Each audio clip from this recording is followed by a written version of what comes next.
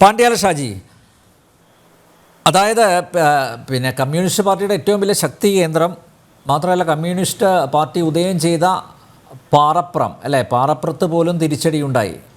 മാത്രമല്ല താങ്കളിപ്പോൾ ഇരിക്കുന്ന പിണറായിൽ തിരിച്ചടി ഉണ്ടായി. പിണറായി വിജയൻ വോട്ട് ചെയ്ത ആ ബൂത്തിൽ അല്ലേ പാർട്ടി താഴെ പോയി എന്നാണ് ഞാൻ മനസ്സിലാക്കുന്നത്. മാത്രമല്ല ഇടതുമുന്നണിയുടെ പല ശക്തി കേന്ദ്രങ്ങളിലും പാർട്ടി ഗ്രാമങ്ങളിൽ പോലും വലിയ തിരിച്ചടി ഉണ്ടായില്ലേ അല്ലേ?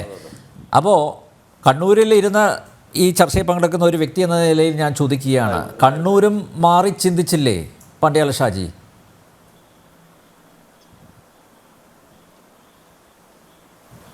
തീർച്ചയായും കണ്ണൂർ മാറി ചിന്തിച്ചൊന്നുമില്ല. ഇവര് ഈ പറഞ്ഞ സലിമടപൂർ പറഞ്ഞിരിക്കുന്ന സാധനം അങ്ങനെ നടക്കണമെന്നാണ് ഞാൻ ആഗ്രഹിക്കുന്നത് കേട്ടാ.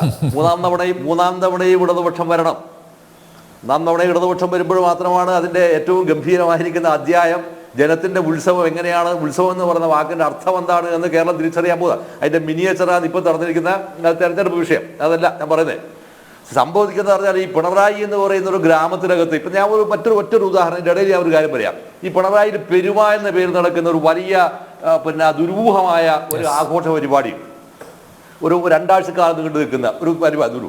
അതിന് ആളുകൾ പെരുമ എന്ന വാക്കിൻ്റെ അടുത്ത് അവിടെ മുമ്പിൽ വെക്കുന്ന വേറൊരു ആൽഫബറ്റ് എന്താണെന്ന് എ എന്ന വാക്കാണ് അതിൻ്റെ കൂടെ വെക്കുന്നത്. ഇപ്പം ഞാൻ അത്രേ പറയുന്നുള്ളൂ അതിനെ കുറിച്ച്. അങ്ങനെയാണ് ആളുകൾ അതിനെ വിശേഷിപ്പിക്കുന്നത്. ആ വിശേഷിപ്പിക്കുന്ന സ്ഥലത്തിനകത്ത് ഈ പറയുന്ന ഇപ്രാവശ്യം വന്നിരിക്കുന്ന പരിപാടിക്ക് എന്ന് പറഞ്ഞാൽ സാമ്പത്തികമായ ക്രമം അല്ലെങ്കിൽ ചെലവുകൾ വളരെ കമ്പാരിറ്റീവ്ലി മറ്റു പരത്തിനെ അപേക്ഷിച്ച് കുറവായിരുന്നു. ഒരുപാട് കാരണങ്ങളുണ്ട് അതിന്, ഇലക്ഷൻ മറ്റ് സംവിധാനങ്ങൾ. പക്ഷേ അതിന് മുൻപ് നടന്നിരിക്കുന്ന 4-5 വർഷക്കാലത്ത് നടത്തിയിരിക്കുന്ന പരിപാടികൾക്ക് തള്ളിയിരിക്കുന്ന പണങ്ങളുണ്ട്, കോടികളാണ്. ഈ പണം ഇവിടെ നിന്ന് വന്നു? ഒരാൾ ചോദിച്ചിട്ടില്ല. കോടികളാണ് നൽകുന്നത്. ഈ കോടികൾ തന്നെ ഇപ്പോൾ അമേരിക്കയിൽ അവിടെ എന്താ പറയുക, പ്രാക്ടീസിന് പോയിരിക്കുന്ന ആളുകളെ കൂട്ടിക്കൊണ്ടുവരുന്നു. അവിടെ നൃത്തം അവതരിപ്പിക്കാൻ പോയിരിക്കുന്ന നടിമാരെ കൊണ്ടുവരുന്നു. എന്നിട്ട് പറയുന്നത് പബ്ലിക്കിനോട് അതൊക്കെ ഞാൻ വിളിച്ചത് കൊണ്ട് വന്നതാണ്. ഇയാളുടെ ഔദാര്യത്തിന് അവർ വരുമോ? ഈ വരുന്നതിന് ഒരാൾക്ക് വരാതിരിക്കുന്നതിൻ്റെ ഫ്ലൈറ്റ് ഫെയർ മാത്രം എത്രയാണ്? ഇങ്ങനെ വരുന്ന ഒരുപടി സംഭവത്തിന്റെ മുകളിൽ ഇത്രയും ധൂർത്തും ഇതെല്ലാം നടത്തുമ്പോഴും നിങ്ങൾ ആർക്ക് വേണമെങ്കിലും ഞാൻ മിസ്റ്റർ സലീം നടപൂറിനോട് പോലും ഞാൻ പറയാം, പിണറായി എന്ന് പറയുന്ന ഗ്രാമത്തിൽ വെച്ച് അവിടെ ഏതെങ്കിലും ഒരു കടയിൽ പോയിട്ട് ഈ ആഘോഷ പരിപാടി നടത്തിയ 10 രൂപയുടെ കച്ചവടം അവിടെ നടന്നു വന്ന് നിങ്ങൾ സ്ഥാപിച്ചു പറയുകയാണെങ്കിൽ ഞാൻ ഈ അകത്ത് പോയി ഞാൻ മാപ്പ് പറയും. ഒരു ഇടപാടും നടക്കുന്നില്ല. അതിനകത്ത് വെക്കുന്ന മുഴുവൻ ഇലുമിനേഷന്റെ സംഭവം അത് പുറത്താണ്. അതിന് വരുന്ന മറ്റു ഡെക്കറേഷന്റെ സംഭവം അത് പുറത്താണ്. വാടകയ്ക്ക് വെക്കുന്ന മറ്റു സാധനങ്ങൾ എല്ലാം പുറത്താണ്. ഒന്നും ഈ പിണറായി എന്ന് പറയുന്ന ഗ്രാമവുമായി ബന്ധപ്പെട്ട ഒരൊറ്റ സാധനം പോലും ഈ പറയുന്ന പരിപാടിയുടെ കൊഴുപ്പിക്കുന്നതിനോ ആഘോഷിക്കുന്നതിനോ ഒന്നുമില്ല, ഒരു വസ്തുവില്ല. അപ്പൊ ഇങ്ങനെ വരുമ്പോഴുണ്ടായിരിക്കുന്ന പണം എന്നാൽ എവിടെ നിന്നാണ് ഈ പണം വരുന്നത്? ഒരാൾക്ക് പറയാം. ഇത്രമാത്രം ധൂർത്തും പച്ച മലയാളം ഇത്രമാത്രം തെമ്മാടിത്തം ഇത്തരം ആഘോഷങ്ങളുടെ പേര് നടത്തുമ്പോൾ ഇതൊന്നും ചോദിക്കാൻ ഒരാൾ വേണ്ടേ?